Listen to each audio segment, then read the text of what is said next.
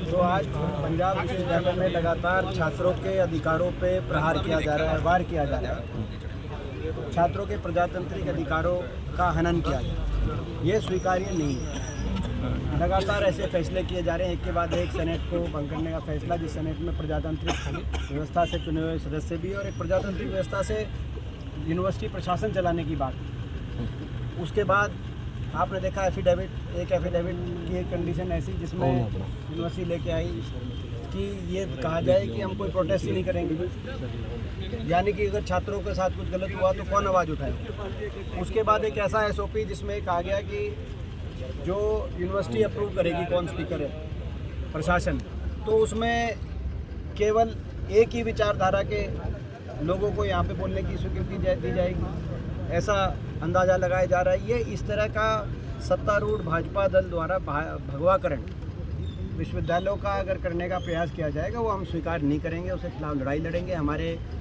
पूरे सारे हमारे छात्र डटे हुए हैं इन बातों को लेकर, संविधान को बचाने के लिए, क्योंकि संवैधानिक सोच नहीं है, प्रजातांत्रिक सोच नहीं है। संविधान में हर विचारधारा की अपनी बराबरी रहती है। और इस बात को लेकर एक अभिषेक डागर जो हमारे जनरल सेक्रेटरी हैं, फरीदाबाद झाड़ सेतली गाँव के हैं, हरियाणा के हैं, पृष्ठभूमि के हैं, और बाकी बहुत से हमारे जो स्टूडेंट लीडर्स हैं वो डटे हुए हैं। अभिषेक डागर छठे दिन का आज भूख हड़ताल उनकी जारी है।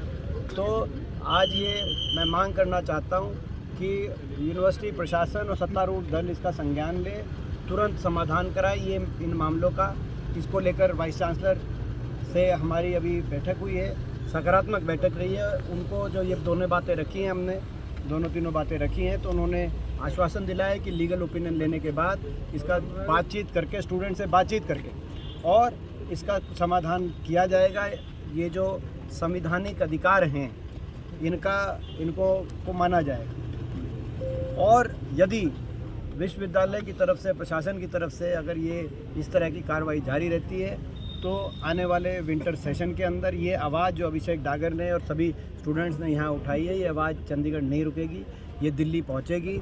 लोकसभा में मैं स्वयं इस बात को उठाने का काम करूँगा।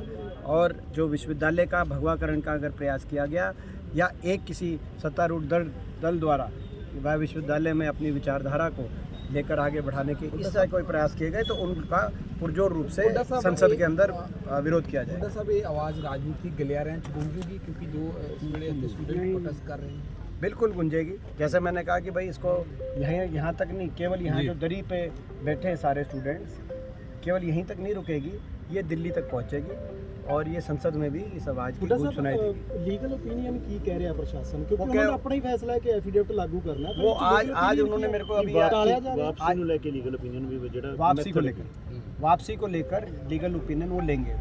वाइस चांसलर मैडम ने मुझे ये आश्वासन दिलाया। मैंने जैसे कहा सकारात्मक बैठक रही है और उन्होंने ये आश्वासन दिलाया है कि लीगल ओपिनियन लेंगे और लीगल ओपिनियन और छात्रों से बातचीत भी करेंगे। डिस्कशन करने के बाद, लीगल ओपिनियन लेने के बाद कोई इसका समाधान किया जाएगा। मसले थे कोई गल हुई सेनेट के मसले में तो हमने देखो, सेनेट और सिंडिकेट के मामले में तो हमने अपना आपत्ति दर्ज कराई। कोई आश्वासन तो उसमें मैं समझता हूँ कि आप समझ सकते हो ये फैसला कहाँ का है। तो अभी जो दो बातों को लेकर मेरे को एक आश्वासन दिया गया है कि भाई कोई ना कोई समाधान करेंगे, वो एसओपी को लेकर कि एसओपी में ऐसा नहीं होगा कि भाई कहीं ना कहीं ये बात रखी जाएगी कि विचारधारा का, कोई भी विचारधारा का हो, तो कांग्रेस हो, भाजपा हो, आम आदमी पार्टी हो, किसी भी विचारधारा का कोई गेस्ट हो, तो उसमें विचारधारा की कोई रोल नहीं रहेगा। एसओपी को लेकर और एफिडेविट को लेकर ये दो बातें उन्होंने सकारात्मक आश्वासन दिया है कि कोई ना कोई बातचीत से और लीगल ओपिनियन लेके हल निकालना है। ठीक है।